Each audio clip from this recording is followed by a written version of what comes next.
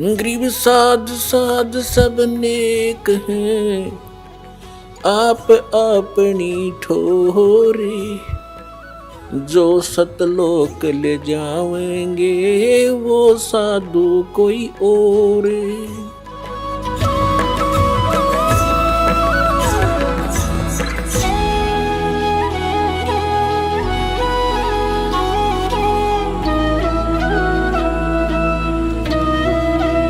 दिखाते हैं श्री शिव पुराण के अंदर जो कि ये दुर्गा इन तीनों की माँ है, ब्रह्मा विष्णु महेश की, और ये सदा शिव रूपी काल जो है, काल रूपी ब्रह्म, ये इनका पिता है। देखिए शिव पुराण गीता प्रेस गोरखपुर से प्रकाशित, केवल हिंदी वाली में। ये इसके हम आपको, ये गीता प्रेस गोरखपुर से प्रकाशित है। इसमें ब्रह्मा जी बता रहे हैं अपने पुत्र नारद को, ये संस्कृत शिवपुराण पृष्ठ 98 पे है।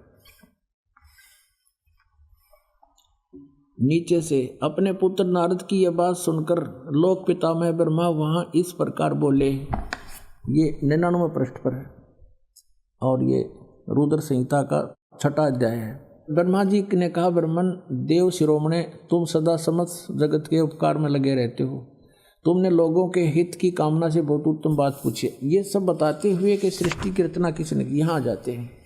जिस परब्रह्म के विषय में ज्ञान और अज्ञान से पूर्ण उक्तियों द्वारा इस प्रकार विकल्प किए जाते हैं, उसने कुछ काल के बाद, कुछ समय के बाद द्वितीय की इच्छा प्रकट की। उसके भीतर एक से अनेक होने के संकल्प उदित हुए।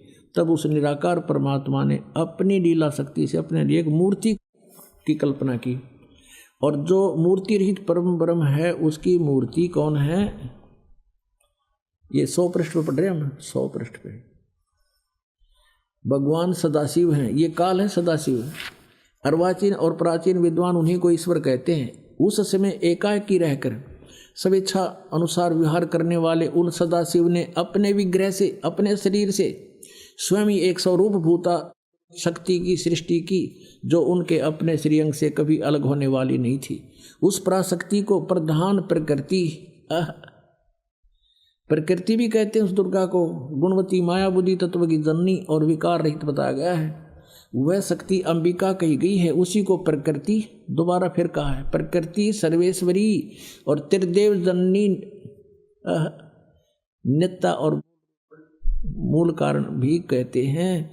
सदाशिव द्वारा प्रकट की गई उस प्रकृति के 8 भुजाएं, ये प्रकृति दुर्गा को कहते हैं। कति स्पष्ट हो गया। वे जो सदाशिव हैं उन्हें परम पुरुष शिव, शंभु और महेश्वर कहते हैं। 101 पृष्ठ पर हम चल रहे हैं, रुद्र संहिता, गीता प्रेस गोरखपुर से प्रकाशित।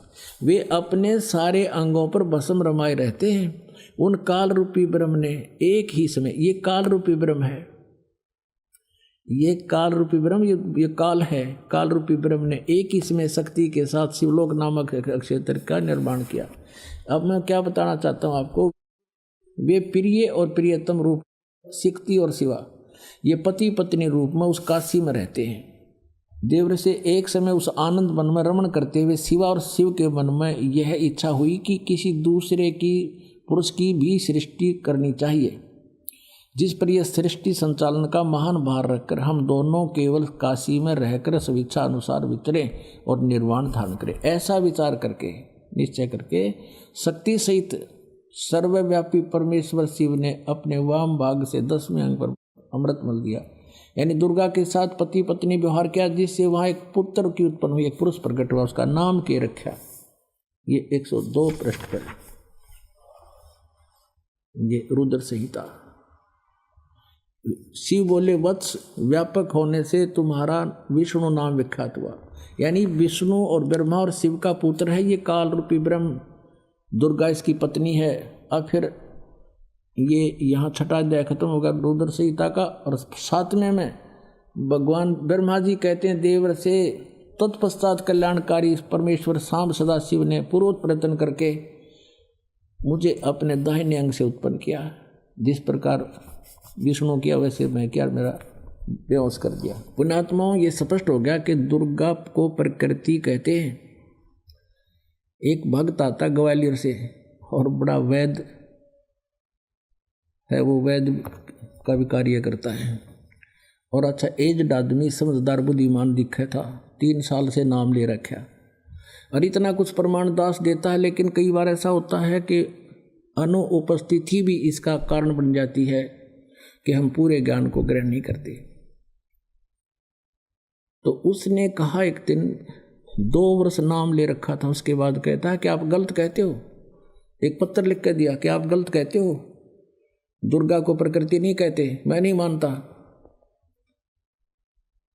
मैं बोला वह नहीं मानता तो यह मत आकर, जब तुम मेरे पे विश्वास नहीं इस दास पे, फिर तिराने का यहाँ पर फायदा क्या। उसको हमने यहाँ से मना कर दिया आने को। अब फिर उसने दोबारा पढ़ा अच्छी तरह, किसी ने बताया कि आप गलत कह रहे हो, इसको पढ़ो, सारे प्रमाण दे रखे हैं, लिखा हुआ है। उसने फिर पढ़ा दोबारा, फिर वापस आया, अपनी भूल को स्वीकार किया और कहा मेरी गलती बन गई थी मुझसे और मैंने ध्यान से सुना नहीं, पढ़ा नहीं था। हमारा तो पुराना रंग चढ़ा हुआ था और वही आगे आड़े अड़ा रहा। पुण्यात्मा इतना प्रमाण देता है दास और फिर अज्ञान नहीं हटता। हद की बात है, कितना ठोक ठोक कर भरा क्या हमारे अंदर यह ज्ञान ठोक रखा है, हजारों वर्षों से ठोक रखा है।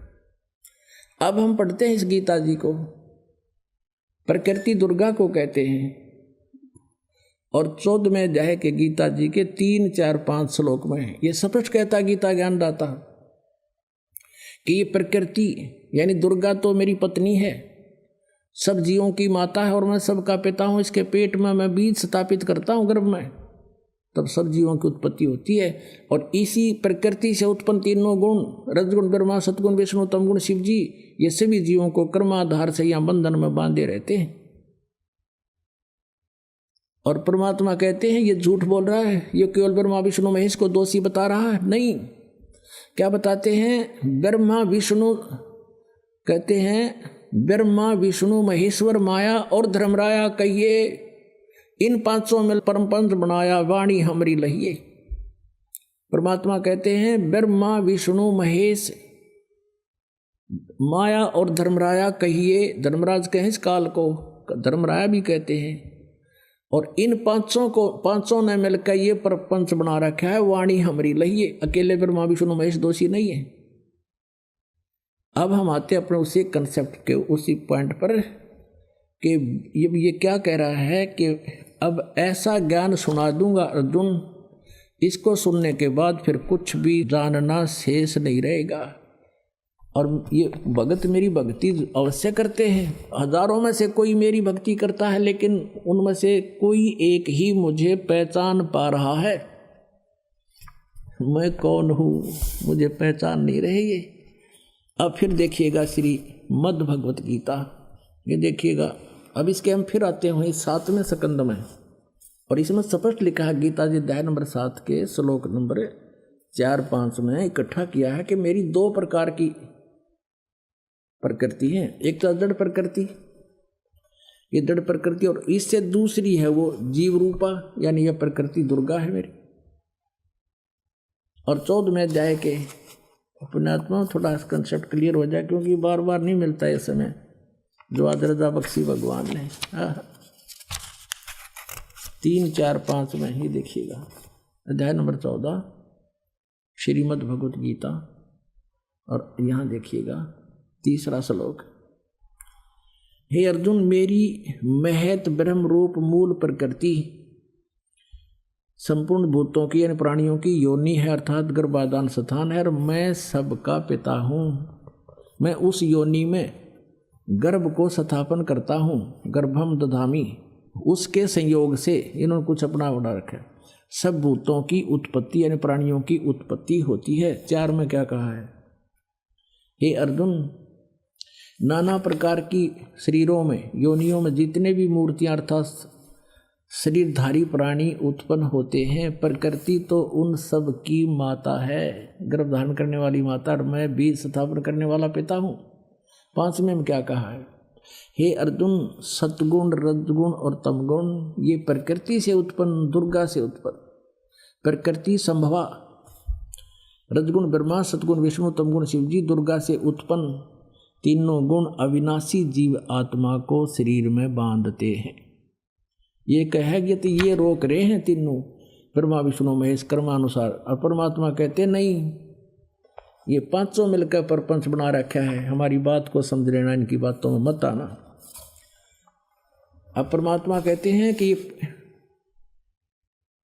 इन पांचों ने मिलकर ब्रह्मा विष्णु महेश माया दुर्गा और ये काल कहिए, इन पांचों ने मिलकर ये प्रपंच बना रखा है। वाणी हमारी लइए, हमारे ज्ञान को गहराई से समझना।